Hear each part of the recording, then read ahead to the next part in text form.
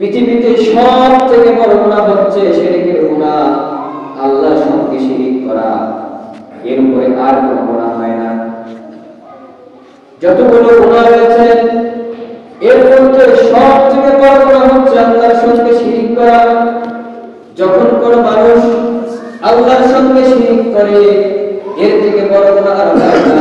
এই শিরিকের পরে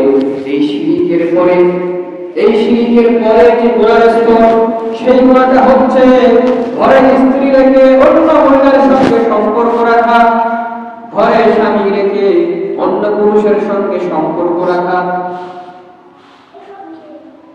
চিন্তা করে আজকে যারা অন্যের স্ত্রীকে দেখে মজা নিচ্ছি, আমরা যারা তাদের সঙ্গে সম্পর্ক করতেছি, কত বড় শাস্তি হবে, কত বড় জঘন্য পাপ হবে আমরা কিন্তু চিন্তাই করি না। কিয়ামতের দিন আমাদেরকে সেই দুর্গন্ধজনিত খাবার দেওয়া হবে, যেগুলো আমরা ভক্ষণ করব। আমাদের সামনে খাবার থাকবে যেগুলো আমরা ভক্ষণ করব না। তো চিন্তা করেন কতটা ভয়াবহ হবে সেই দিন। আমাদের দিকে তাকালে মনেই হয় না। আজকে জুমার দিন, সাইয়্যিদুল আইয়াম বলা হয়।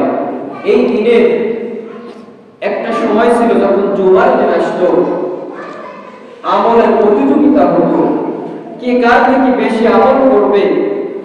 জুমার দিনটাকে তারা খুব সম্মান করত। এখন আমাদের এমন অবস্থা, আমাদের দেখলে মনে হয় না যে আমাদের সওয়াবের প্রয়োজন আছে, যা করছে এগুলো অনেক বেশি।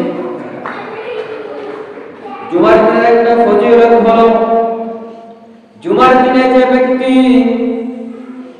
উত্তম রূপে গোসল করবে, ভালো পোশাক পরিধান করবে, সুগন্ধি ব্যবহার করবে, এরপরে পায়ে হেঁটে মসজিদে আসবে, সওয়ার হয়ে আসবে না, গাড়িতে আসবে না, পায়ে হেঁটে আসবে, মসজিদে এসে ইমাম সাহেবের সামনাসামনি বসবে, ইমাম সাহেব যা খুতবা দিবে মনোযোগ সহকারে শ্রবণ করবে, কোনো কথা বলবে না, এমনকি তার পাশে কেউ কথা বলে তাকে নিষেধও করবে না।